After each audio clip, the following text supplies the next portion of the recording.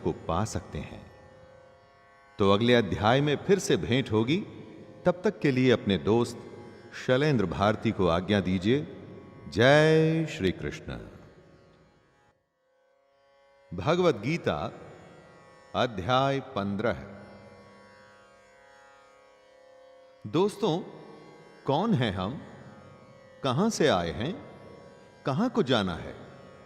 कभी तो यह सवाल आपके मन में भी आया ही होगा। अगर नहीं आया तो आपको सोचना चाहिए कि किस तरह की जिंदगी में आप उलझे हुए हैं। खुद के बारे में सोचने के लिए आपके पास समय ही नहीं है या इच्छा ही नहीं है।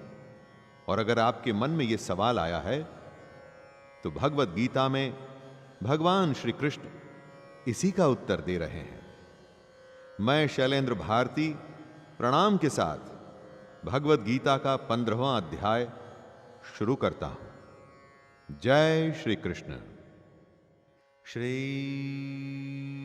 भगवानुवाच ऊर्ध्वमूलमधः शाखम् अश्वत्थं प्राहुरव्ययम् छन्दांसि यस्य पर्णानि यस्तं वेद स वेदवित्। कृष्ण बता रहे हैं कि हमारा ये संसार एक अविनाशी वृक्ष, जिसका पेड़ कभी नाश नहीं होता, जो कभी खत्म नहीं होता, न सूखता है न मरता है। ये ऐसा पेड़ है जिसकी जड़ें ऊपर की ओर हैं और शाखाएं नीचे की ओर, तथा इस वृक्ष के पत्ते वैदिक स्तोत्र हैं। और जो इस अविनाशी वृक्ष को जानता है वही वेदों का जानकार है। जड़ें ऊपर की ओर हैं, इसका अर्थ यह होता है कि मूल ऊपर है, यानी कि परमात्मा ऊपर है। शाखाएं नीचे की ओर से मतलब हुआ कि प्रकृति नीचे है। ऊपर परमात्मा और नीचे प्रकृति। जिसने इस बात को जाना है ना दोस्तों, उसको सब विद्या प्राप्त हो गई है, अर्थात वेदों का ज्ञान हासिल कर लिया है। और जिसने नहीं जाना, उसके लिए यह जन्म मृत्यु का चक्कर हमेशा के लिए लगा रहेगा। इसीलिए यह वृक्ष अविनाशी है।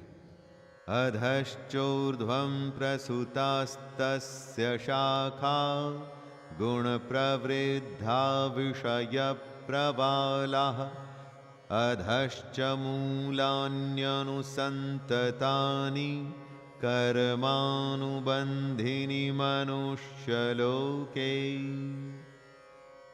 इस संसार रूपी पेड़ की जो समस्त शाखाएं हैं, इन्हें आप अलग अलग योनियां मानिए। यानी कि हम सब प्राणी जो अलग अलग योनियों में बटे हुए हैं। ये शाखाएं नीचे और ऊपर सभी ओर फैली हुई हैं। इस वृक्ष की शाखाएं प्रकृति के तीनों गुणों द्वारा विकसित होती हैं। जो नई कोपलें, नए पत्ते निकलते हैं, वो हमारी इंद्रियों के विषय हैं। इस पेड़ की जड़ें जो नीचे की ओर जा रही हैं, वो असल में बंधन हैं। इन्हीं जड़ों में सकाम कर्म करने वाले, यानी कि फल के लिए कर्म करने वाले बंधे रहते हैं। न रूपमस्येह तथोपलभ्यते नान्तो न चादिर्न च सम्प्रतिष्ठा अश्वत्थमेनं सुविरूढमूल मसंगशस्त्रेण दृढ़ेन छित्त्वा। कोई भी पेड़ हो, उसकी जड़ें नीचे मिट्टी में ही जाती हैं, शाखाएं चारों तरफ फैलती हैं। लेकिन जो ये संसार रूपी वृक्ष है, इसके वास्तविक स्वरूप का अनुभव इस जगत में नहीं किया जा सकता है। और इसकी वजह है क्योंकि ना तो इस पेड़ का आदि है और ना ही इसका अंत है। ना तो यह पेड़ कहीं से शुरू हो रहा है, ना ही इसका कोई अंत दिखता है। दोस्तों, आप कैसे ऐसे पेड़ की कल्पना कर सकते हैं? वैसे तो पेड़ों का आधार धरती होती है, लेकिन इस पेड़ का कोई आधार ही नहीं।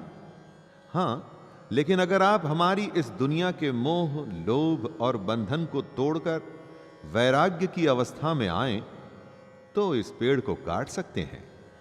कहने का अर्थ है कि अगर आप प्रकृति के 3 गुणों से बच पाएं, तो इस पेड़ का भी अनुभव कर सकते हैं।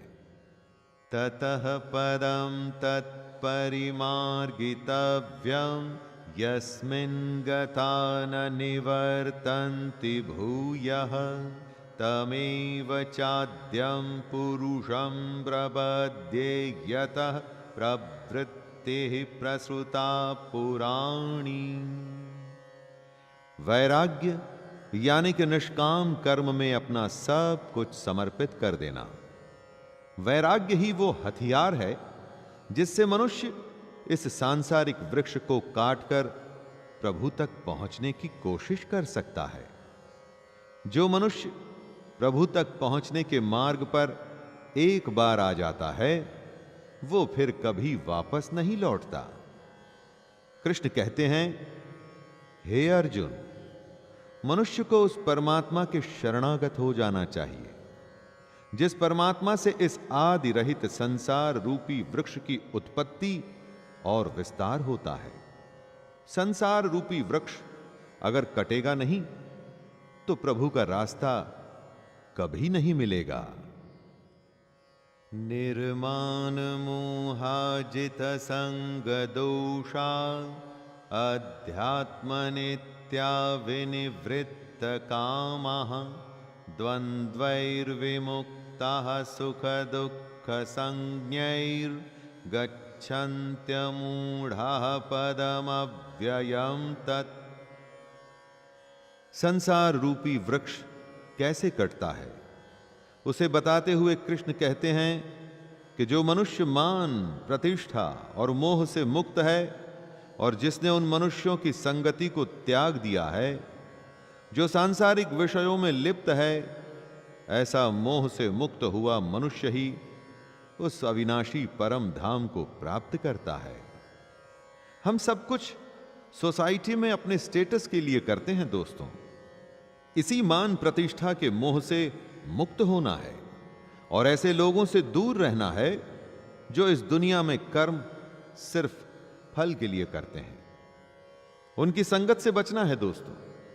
अपनी सांसारिक कामनाओं को समाप्त कर हमें सुख दुख का भेद खत्म करना है, और अगर हम ऐसा कर सकते हैं तभी हमें प्रभु मिलेंगे।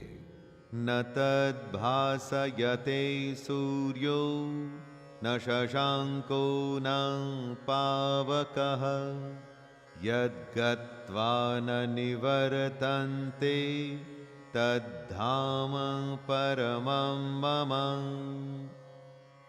कृष्ण सांसारिक पेड़ को काट परम धाम पर पहुंचने की बात कर रहे हैं।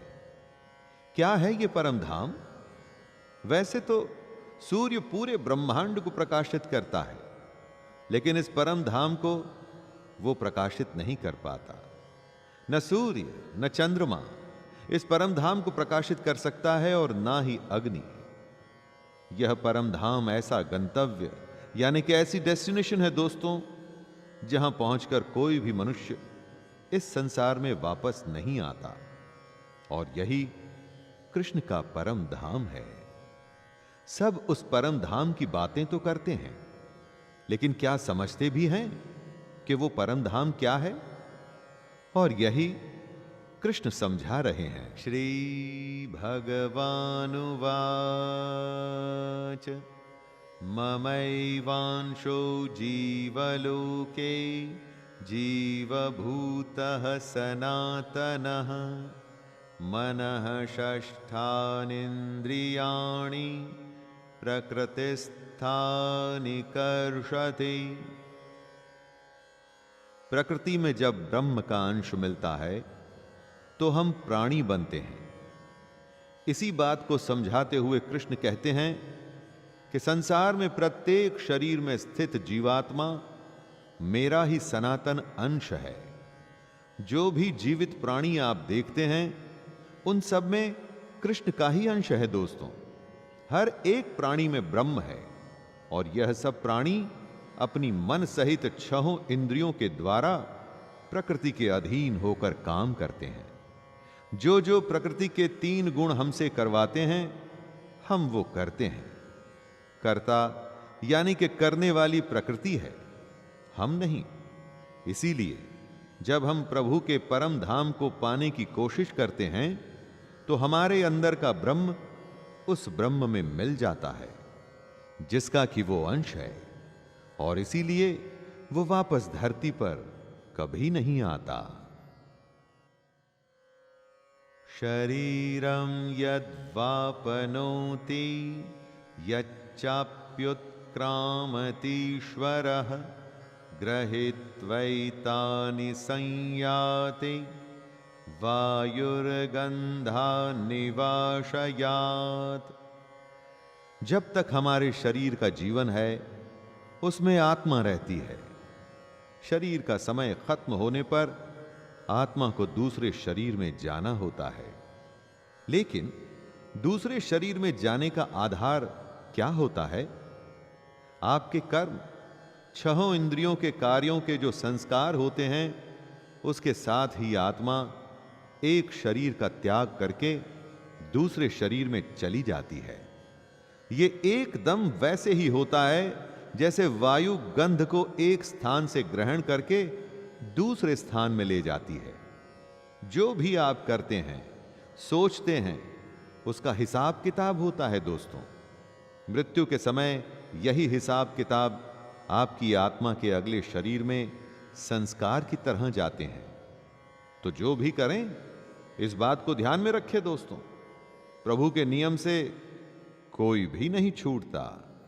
श्रोत्रम चक्षुः स्पर्शनम च रसनम घ्राणम मेव च अधिष्ठाय मनश्चायं विषयानुपसेवते।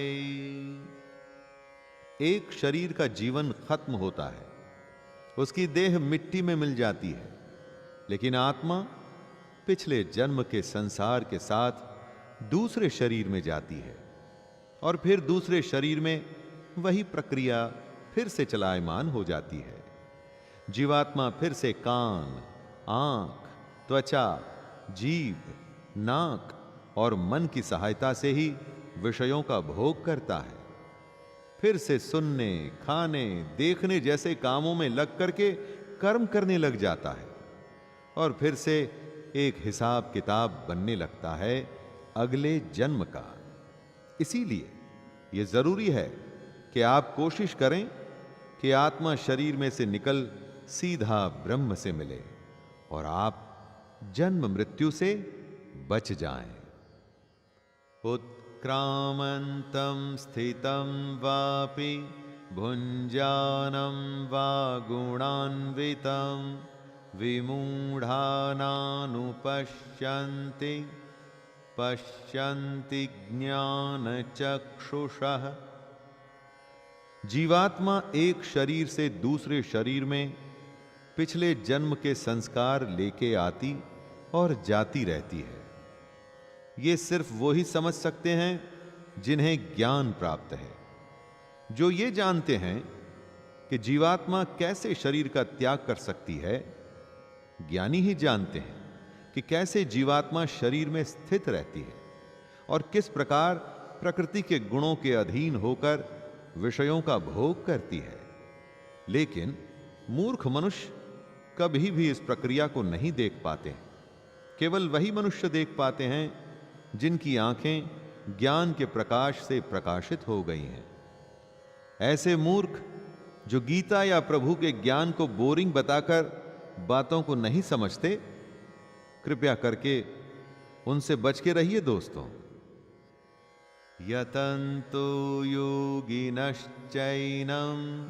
पश्यन्त्यात्मन्यवस्थितं यतन्तोऽप्यकृतात्मानो नैनं पश्यन्त चेतसः। हमारे अंदर जो आत्मा है उसे जीवात्मा कहते हैं। उसी के आने की जाने की प्रक्रिया से ही ये दुनिया चल रही है। अगर आत्मा शरीर के बंधन से मुक्त हो जाती है तो वो वापस अपने घर यानी कि ब्रह्म में मिल जाती है, जहां से वो आई थी। लेकिन कैसे? योग से। योग के अभ्यास में प्रयत्नशील मनुष्य ही अपने हृदय में स्थित इस आत्मा को देख सकते हैं। किंतु जो मनुष्य योग के अभ्यास में नहीं लगे हैं, ऐसे अज्ञानी प्रयत्न करते रहने पर भी इस आत्मा को नहीं देख पाते हैं। आपको निरंतर योग करना होगा, हार न मानते हुए। अपने मन, शरीर और बुद्धि को दृढ़ करके ही आप आत्मा को जान पाएंगे। यदादित्य गतम तेजो जगद्भासयतेऽखिलम् यच्चन्द्रमसि यच्चाग्नौ तत्तेजो विद्धि मामकम्। सूर्य के प्रकाश से ही हमारी धरती चलती है। इसी प्रकाश के ताप से ही पानी का वाष्पीकरण होता है और फिर वर्षा होती है। खेत हरे भरे होते हैं, हमारे पेट भरते हैं और हम जीवित रहते हैं। दोस्तों, साइंटिस्ट का कहना है कि सूर्य में एक फ्यूजन प्रोसेस चल रहा है जिससे यह प्रकाश होता है।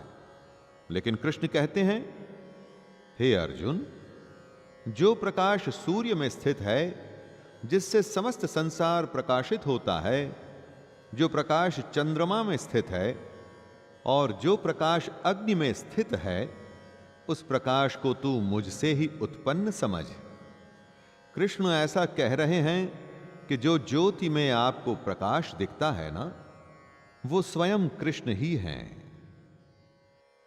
गामाविश्य च भूतानि धारयाम्यहमोजसा पुष्णामि चौषधि सर्वः सोमो भूत्वा रसात्मकः। हम सब कृष्ण के संकल्प का ही नतीजा हैं।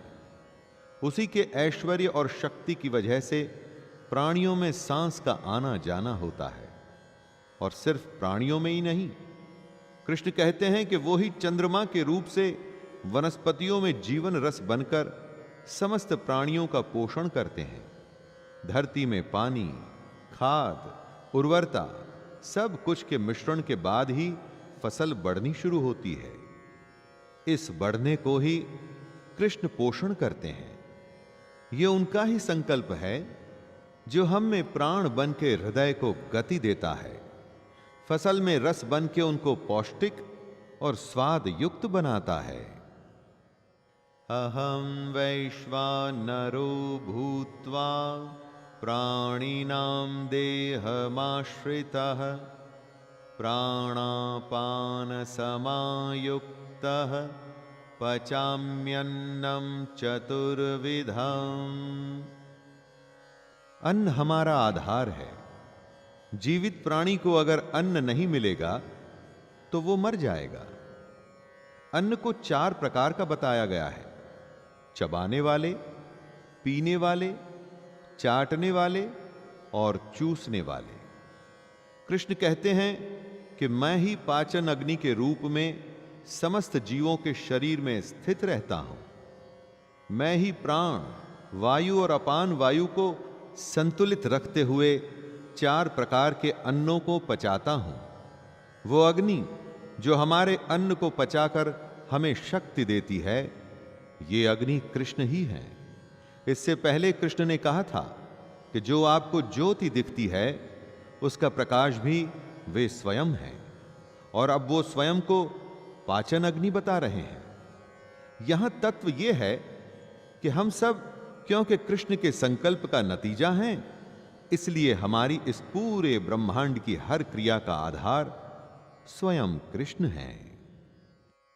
सर्वस्य चाहं हृदि सन्निविष्टो मतः स्मृतिर्ज्ञानमपोहनं च वेदैश्च सर्वैरहमेव वेद्यो वेदान्तकृद्वेदविदेव चाहम्। हमारे अंतःकरण में जो आत्मा है वो कृष्ण ही है। ज्ञान का आना या न आना या ज्ञान का न रहना कृष्ण से ही होता है। कृष्ण की वजह से स्मृति, विस्मृति और ज्ञान होता है। यानी कि हमारे कर्मों पर निर्भर करता है कि हमें ज्ञान प्राप्त होगा या नहीं होगा। आवश्यकता के समय कई बार आप बहुत जरूरी बात भूल जाते हैं। यह विस्मृति कृष्ण के कारण ही होती है। याद आने और भूल जाने के पीछे वो ही हैं। कृष्ण कहते हैं कि मैं ही समस्त वेदों के द्वारा जानने योग्य हूं। मुझसे ही समस्त वेद उत्पन्न होते हैं और मैं ही समस्त वेदों को जानने वाला हूं। द्वाविमौ पुरुषौ लोके क्षरश्चाक्षर एव च क्षरः सर्वाणि भूतानि कूटस्थोऽक्षर उच्यते। संसार में जो भी जीव होता है एक दिन उसकी मृत्यु निश्चित है। गलत। संसार में दो प्रकार के जीव होते हैं, एक नाशवान यानी कि क्षर और दूसरे अविनाशी यानी अक्षर। जो क्षर मतलब कि नाशवान होते हैं उन्हीं की मृत्यु निश्चित है। लेकिन समस्त जीवों की आत्मा अविनाशी है, उसकी मृत्यु नहीं होती, वो कभी नहीं मरती। ये ही सारे ज्ञान का आधार है। इसके आगे ही कृष्ण का बाकी का ज्ञान बढ़ना शुरू होता है।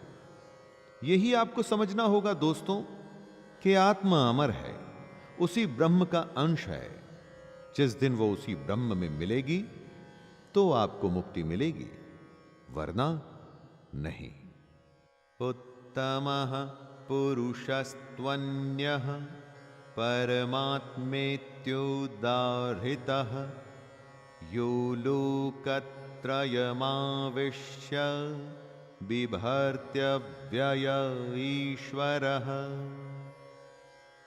क्षर और अक्षर, इन दो तरह के जीवों के बारे में कृष्ण ने बताया है कि क्षर वो जो मर जाता है और अक्षर यानी कि आत्मा जो अमर है। लेकिन इन दोनों के अतिरिक्त, इन दोनों से अलग भी एक श्रेष्ठ पुरुष है जिसे कहा जाता है परमात्मा। ये अविनाशी भगवान तीनों लोकों में प्रवेश करके सभी प्राणियों का भरण पोषण करता है। तीनों लोकों का अर्थ है पृथ्वी, अंतरिक्ष और स्वर्ग। परमात्मा अपने चैतन्य बल से इन तीनों लोकों में प्राण फूंकता है, सबको जिंदा रखता है और तभी ये सृष्टि चलती है। जो हमारे अंदर है वो आत्मा है, जो बाहर है वो परमात्मा है। और आत्मा और परमात्मा एक ही हैं। यस्मात् क्षरमतीतोऽहम् अक्षरादपि चोत्तमः अतोऽस्मि लोके वेदे च प्रथितः पुरुषोत्तमः। क्षर और अक्षर की परिभाषा को समझा कृष्ण ने बताया कि इन दोनों के अलावा एक श्रेष्ठ पुरुष भी है जो है परमात्मा, और ये पुरुषोत्तम पुरुष कृष्ण ही हैं। ये क्षर और अक्षर दोनों जीवों से परे और सर्वोत्तम हैं। वेदों में जिनका पुरुषोत्तम नाम से वर्णन होता है वो कृष्ण ही हैं। हमारी दुनिया के उत्तम की परिभाषा से इसे जोड़ के आप मत देखिएगा। यह उत्तम का मतलब धन, दौलत, वैभव या प्रतिष्ठा से नहीं दोस्तों।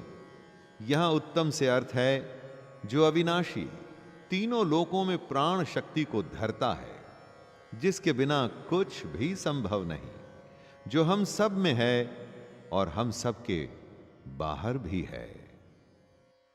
यो मामेव सम्मूढो जानाति पुरुषोत्तमं स सर्वविद् भजति मां सर्वभावेन भारत। जो इस बात को समझता है कि कृष्ण ही पुरुषोत्तम हैं, जो क्षर यानी कि खत्म हो जाने वाले जीव को और अक्षर यानी कि न मरने वाली आत्मा को जानता है, जो बिना किसी संशय के कृष्ण के इस भगवान रूप को समझता है, वह मनुष्य कृष्ण की असली भक्ति करता है। यहां भक्ति को भजन या कीर्तन मत समझिएगा दोस्तों। भक्ति का अर्थ है स्वयं की प्रकृति, आत्मा और परमात्मा को जानना। जिसको आप जानते नहीं उसको प्राप्त कैसे करेंगे? भगवान को समझेंगे तभी तो उसकी प्राप्ति के लिए कोशिश करेंगे। यह कोशिश ही भक्ति है दोस्तों, और यह उसी के लिए संभव है जो अपने और परमात्मा के स्वरूप को समझता है। इति गुह्यतमं शास्त्रम् इदमुक्तं मया नघ एतद्बुद्ध्वा बुद्धिमान् स्यात् कृतकृत्यश्च भारत। कृष्ण पुरुष, आत्मा, परमात्मा और पुरुषोत्तम के ज्ञान को शास्त्रों का अति गोपनीय रहस्य बता रहे हैं। जो इस परम ज्ञान को सही प्रकार से समझता है वह बुद्धिमान हो जाता है और उसके सारे प्रयत्न पूर्ण हो जाते हैं। भला हो अर्जुन का, जिसकी दुविधा की वजह से पुरुषोत्तम कृष्ण को गीता ज्ञान देने की आवश्यकता पड़ी, और जिसकी वजह से हमें यह मोस्ट सीक्रेट ज्ञान हासिल हुआ दोस्तों। यह अति गोपनीय इसलिए भी है कि इसको जानने के लिए किसी को पूरे वेद और सारे शास्त्र पढ़ने पड़ते, लेकिन यहां कृष्ण ने खुद को सारे वेदों को जानने वाला और साथ में खुद को ही सारे वेदों में जानने योग्य भी कहा है। इसीलिए कृष्ण ने जो कुछ भी है उसका सारा का सारा ज्ञान हमें बता दिया है। दोस्तों, पुरुषोत्तम योग अध्याय में पुरुषोत्तम कौन हैं और क्या हैं, इसके बारे में कृष्ण ने बताया। साथ में यह भी बताया कि अगर इस बात को आप समझ लेंगे तो और कुछ जानने और समझने की जरूरत नहीं पड़ेगी। यहीं पर मैं विराम देता हूं अध्याय 15 को, और फिर मुलाकात करूंगा आपसे भगवत गीता के अध्याय 16 में। तब तक के लिए अपने दोस्त शैलेंद्र भारती को आज्ञा दीजिए। जय श्री कृष्ण। भगवत गीता अध्याय 16। जय श्री कृष्ण दोस्तों, एक ही तरह की परिस्थिति में लोग अलग अलग तरीके से रिएक्ट करते हैं। अगर किसी को मदद की जरूरत है तो कोई आगे आकर मदद करता है और कोई नजरें फेर भी लेता है।